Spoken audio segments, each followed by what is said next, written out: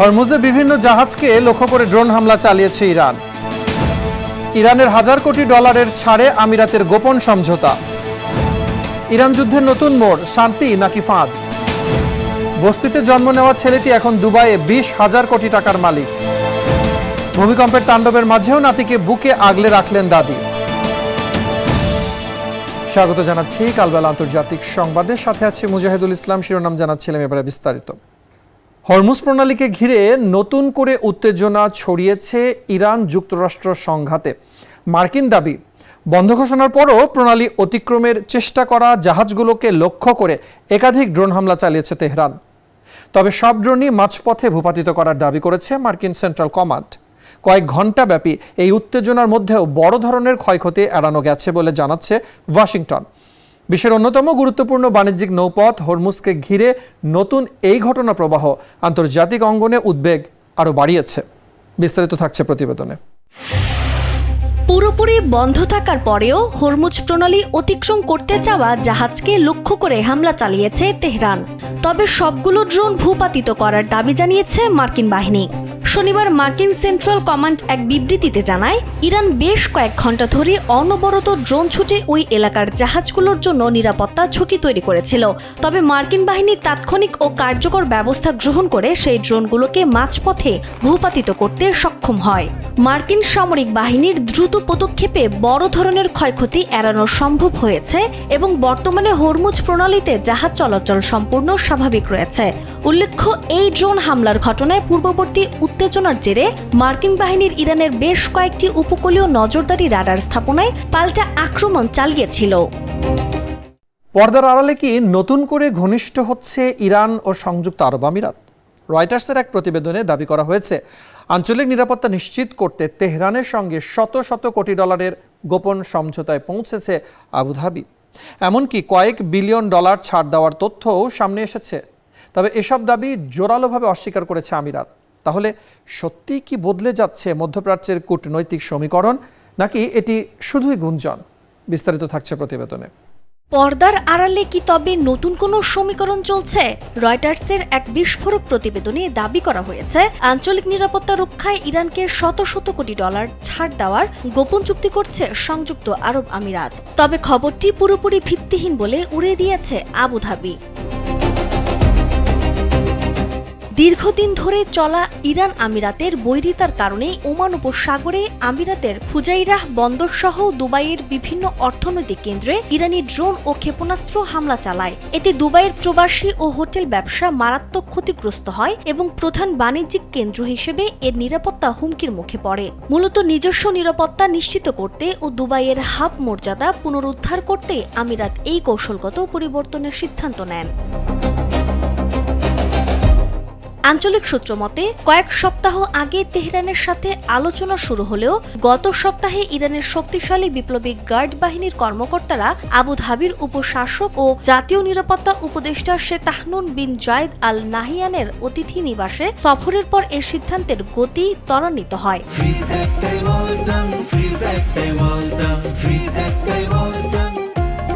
চুক্তির অংশ হিসেবে আমিরাত মোট 10 থেকে 20 বিলিয়ন ডলার ছাড় দিতে সম্মত হয়েছে, যার মধ্যে 3 বিলিয়ন ডলারের প্রথম কিস্তি ইতিমধ্যেই পরিশোধ করা হয়েছে বলে সূত্রে জানা গেছে। এই সিদ্ধান্তের ফলে ইরান আমিরাতের উপর হামলা বন্ধ করবে এবং উভয়ের মধ্যে গোয়েন্দা তথ্য আদান প্রদান ও অর্থনৈতিক সম্পর্ক পুনর্গঠিত হবে। তবে এই বিপুল অর্থ আমিরাতের নিজস্ব তহবিল নাকি দুবাইয়ের ব্যাংকে মার্কিন নিষেধাজ্ঞায় অবরুদ্ধ থাকা ইরানি তেল রাজস্ব তা নিশ্চিত হওয়া যায়নি। ওয়াশিংটনে মার্কিন উপরাষ্ট্রপতি জেডি ভ্যান্স জানিয়েছেন, কোনো চুক্তি বা বৈঠকের জন্য ইরানকে আগাম তহবিল দেওয়া হবে না, তবে ইরান বাধ্যবাধকতা পূরণ করলে অর্থনৈতিক সুবিধা পাবে। প্রতিবেদনটি প্রকাশের পর আমিরাতের পররাষ্ট্র মন্ত্রণালয় এক বিবৃতিতে 300 কোটি ডলার পাঠানোর এই খবরকে সম্পূর্ণ মিথ্যা, অসত্য ও ভিত্তিহীন বলে প্রত্যাখ্যান করেছেন। মার্কিন নিষেধাজ্ঞার জটিলতা এড়াতে এবং কূটনৈতিক কৌশল হিসেবে আমিরাতের এই মন্তব্য করেছে বলে ধারণা করা হচ্ছে। তবে খবরটি আন্তর্জাতিক গণমাধ্যমে আসায় তারা মিডিয়াগুলোকে সরকারি সূত্রের উপর ভরসা রাখার আহ্বান জানিয়েছেন। নাজমুন নাহার, কালবেলা। মধ্যপ্রাচ্যের দীর্ঘ উত্তেজনার অবসান কি তবে সত্যি আসন্ন? যুক্তরাষ্ট্র ইরানের মধ্যে শান্তি চুক্তির খসড়া চূড়ান্ত হওয়ার গুঞ্জনে নতুন করে আলোচনায় বিশ্ব রাজনীতি।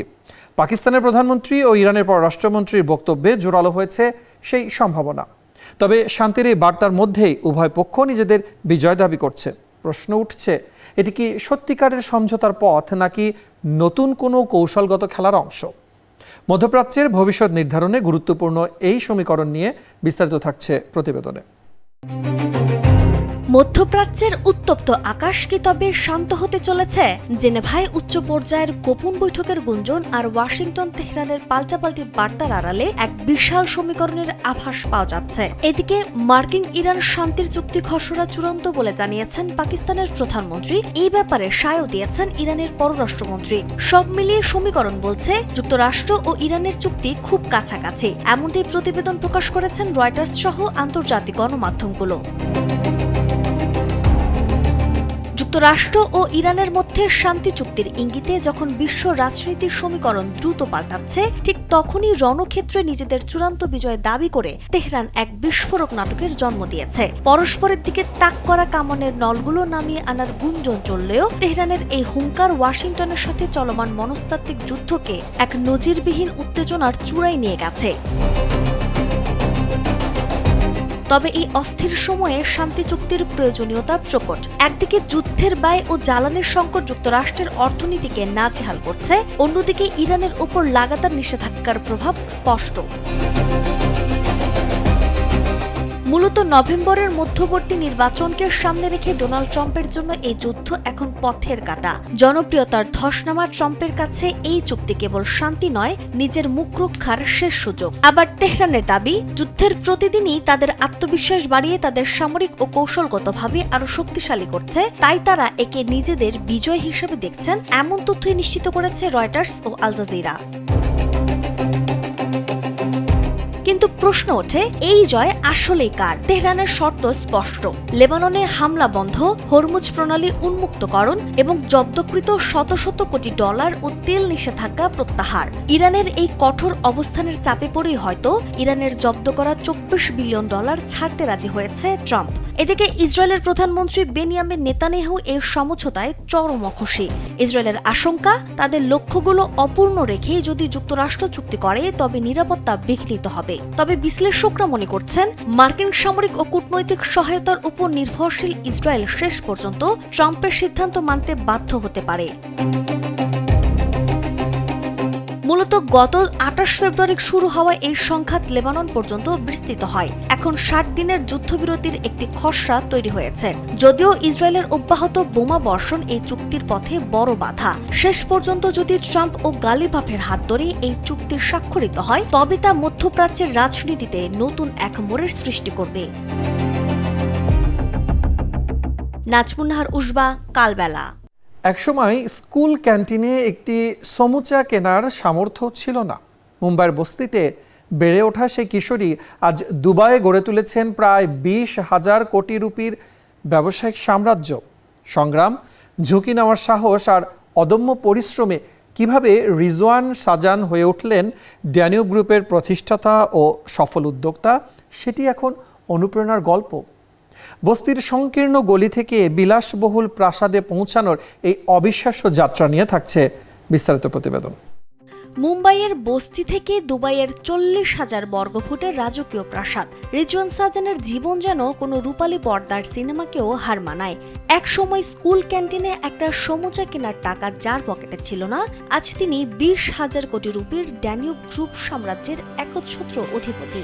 অথচ এই বিলাসবহুল প্রাসাদের মালিকের শৈশব কেটেছে মুম্বাইয়ের একটি স্যাঁতসেঁতে বস্তিতে।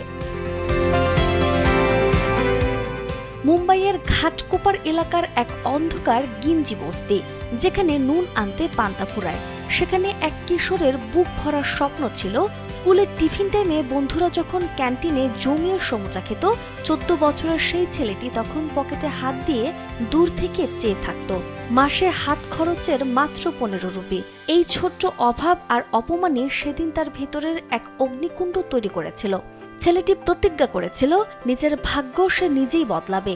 যে কথা সে কাজ। নিজেকে প্রমাণ করে দেখালেন দুবাইয়ের ধনকুপের রিজওয়ান সাজান। 18 বছর বয়সে বাবার মৃত্যুর পর সংসারের হাল ধরতে কুয়েতে পাড়ি জমান রিজওয়ান, কিন্তু নিয়তি যেন তার পরীক্ষায় নিচ্ছিল। উপসাগরীয় যুদ্ধের উত্তাল সময়ে যোগাযোগ ব্যবস্থা ভেঙে পড়ার সুযোগে তিনি অত্যন্ত ঝুঁকি নিয়ে টেলিকম ব্যবসার মাধ্যমে নিজের বুদ্ধিমত্তার পরিচয় দেন। যুদ্ধের ভয়াবহতাকে জয় করে তিনি মুনাফার পথ খুঁজে নেন। এরপর দুবাই পাড়ি জমিয়ে সঞ্চিত অর্থ দিয়ে পরিকল্পিত বিনিয়োগ এবং অমানসিক পরিশ্রমের মাধ্যমে ধীরে ধীরে গড়ে তোলেন ড্যানিউব সাম্রাজ্য। আজ তার প্রতিষ্ঠান বিভিন্ন দেশে বিস্তৃত। Building materials, home interior, real estate, বিভিন্ন খাতে বিস্তৃত তার ব্যবসা। সংযুক্ত আরব আমিরাত সহ একাধিক দেশে কার্যক্রম পরিচালনা করছে প্রতিষ্ঠানটি। রিজওয়ানের সম্পদের পরিমাণ প্রায় 20,000 কোটি রুপি। কিন্তু প্রশ্ন হলো, কিভাবে এই অভাবনীয় সাফল্য সম্ভব হলো? এর উত্তর লুকিয়ে আছে তার অদম্য চেষ্টা আর মানসিকতায়। রিজওয়ান বিশ্বাস করেন, টাকা কখনো কাউকে অনুপ্রাণিত করতে পারে না, বরং কাজই সাফল্যের আসল চাবিকাঠি। তার এই উত্থানের পেছনে ছিল সঠিক সময়ে সঠিক সিদ্ধান্ত, ঝুঁকি নেওয়ার সাহস এবং প্রচণ্ড জেদ। তিনি প্রমাণ করেছেন সম্পদ হারানো সম্ভব, কিন্তু অভিজ্ঞতা, সাহস আর উদ্যম হারায় না। বস্তির সেই ছোট্ট ছেলেটি আজ দুবাইয়ের আকাশচুম্বী প্রাসাদে বসবাস করলেও নিজের অতীতকে ভুলে যাননি। তার সাফল্যের এই ফলাফল হলো অভাবকে জয় করার তীব্র আকাঙ্ক্ষা। আজকের এই 1000 কোটি টাকার সাম্রাজ্য কেবল তার দীর্ঘদিনের তিল তিল করে জমানো ধৈর্য, ব্যবসায়িক ঝুঁকি নেওয়ার ক্ষমতা এবং লক্ষ্য অর্জনে অবিচল থাকার প্রতিফলন। তিনি অকাট্যভাবে প্রমাণ করেছেন, বস্তি থেকে উঠে আসা এই অদম্য জেদি আজকের 20,000 কোটির সাফল্যের মূল কারিগর। নাজমুন নাহার উসবা, কালবেলা। ভূমিকম্পের তাণ্ডবের মাঝেও নিজের নাতিকে বুকের মধ্যে আগলে রেখে বাঁচানোর চেষ্টা করেছেন এক দাদি। এমন হৃদয় বিদারক দৃশ্য ছড়িয়ে পড়েছে সামাজিক যোগাযোগ মাধ্যমে। দক্ষিণ ফিলিপাইনে 7.8 মাত্রার শক্তিশালী ভূমিকম্পের সময় ধারণ করা ওই ভিডিওতে দেখা যায় চারপাশ কাঁপতে থাকলেও মুহূর্তেই শিশুটিকে জড়িয়ে ধরেন তিনি। এনডিটিভির তথ্য অনুযায়ী এই ঘটনায় এখন পর্যন্ত অন্তত 37 জন নিহত হয়েছে। বিপদের সেই মুহূর্তে দাদির নিঃস্বার্থ ভালোবাসা নেটিজেনদের মনে মানবতার এক অনন্য দৃষ্টান্ত তৈরি করেছে। বিস্তারিত থাকছে প্রতিবেদনে। প্রকৃতির তাণ্ডবের সামনে মানুষ তখন অসহায়। চারপাশে ভূমিকম্পের আতঙ্ক, চিৎকার আর মৃত্যু ভয়। কিন্তু সেই ভয়ঙ্কর মুহূর্তেও এক দাদির কাছে সবচেয়ে বড় চিন্তা ছিল তার ছোট্ট নাতিকে নিয়ে। নিজের প্রাণের কথা না ভেবে নাতিকে বুকে জড়িয়ে রক্ষা করার সেই হৃদয়স্পর্শী দৃশ্য এখন ছুঁয়ে গেছে লাখো মানুষের হৃদয়। দক্ষিণ ফিলিপাইনে আঘাত হানা 7.8 মাত্রার শক্তিশালী ভূমিকম্পের সময় ধারণ করা একটি ভিডিও সামাজিক যোগাযোগ মাধ্যমে ব্যাপক আলোড়ন সৃষ্টি করেছে। ভাইরাল হওয়া সেই ভিডিওতে দেখা যায় প্রবল কম্পনে মাটি কেঁপে উঠতেই বৃদ্ধা নারী মুহূর্তের মধ্যে নাতিকে নিজের বুকে টেনে নেন। চারদিকে যখন আতঙ্ক ছড়িয়ে পড়ছে, তখন তিনি নিজের শরীর দিয়ে শিশুটিকে আঘাতের হাত থেকে রক্ষা করার চেষ্টা করেন। ভয়াবহ সেই পরিস্থিতিতে তার দ্রুত সিদ্ধান্ত, উপস্থিত বুদ্ধি এবং নিঃস্বার্থ ভালোবাসা মুগ্ধ করেছে নেটিজেনদের। অনেকেই তাকে সুপারহিরো দাদি বলে আখ্যা দিয়েছেন। তাদের মতে, বিপদের মুহূর্তে নিজের নিরাপত্তার কথা ভুলে শিশুটিকে আগলে রাখা ছিল এক অসাধারণ মানবিকতার পরিচয়। এনডিটিভির এক প্রতিবেদন থেকে জানা গেছে, সোমবার ভোরে ফিলিপাইনের সারাঙ্গানি প্রদেশের উপকূল থেকে প্রায় 20 কিলোমিটার দূরে আঘাত হানে শক্তিশালী এই ভূমিকম্প। এর কম্পন শুধু মিন্ডানাও অঞ্চলেই নয়, ইন্দোনেশিয়ার সুলাওয়েসি দ্বীপের মানাদো শহর পর্যন্ত অনুভূত হয়। প্রশান্ত মহাসাগরীয় রিং অফ ফায়ার অঞ্চলে অবস্থিত হওয়ায় ফিলিপাইন ভূমিকম্পন প্রবণ দেশগুলোর অন্যতম। তবুও সাম্প্রতিক এই ভূমিকম্পের ভয়াবহতা নতুন করে আতঙ্ক ছড়িয়ে দিয়েছে দেশ জুড়ে। জানা গেছে, এই দুর্যোগে এখন পর্যন্ত 37 জন নিহত হয়েছেন এবং আহত হয়েছেন কয়েকশো মানুষ। তবে ধ্বংসস্তূপ, কান্না আর মৃত্যুর খবরের মাঝেও এক দাদির ভালোবাসার এই দৃশ্য যেন মানবতার এক উজ্জ্বল প্রতীক হয়ে উঠেছে। কারণ পৃথিবীর সব ভয়, সব বিপদ আর সব দুর্যোগের ঊর্ধ্বে একজন দাদি বা মায়ের কাছে সন্তানের নিরাপত্তাই সবচেয়ে বড়। আর সেই কারণেই নেটিজেনরা বলছেন, সব সুপারহিরোরা ক্যাপ পরে না, কিছু হিরো শুধু ভালোবাসা দিয়ে আগলে রাখেন প্রিয় মানুষকে। ফারিন রহমান প্রীতি, কালবেলা। এই ছিল কালবেলা আন্তর্জাতিক সংবাদে। ধন্যবাদ এতক্ষণ সাথে থাকার জন্য।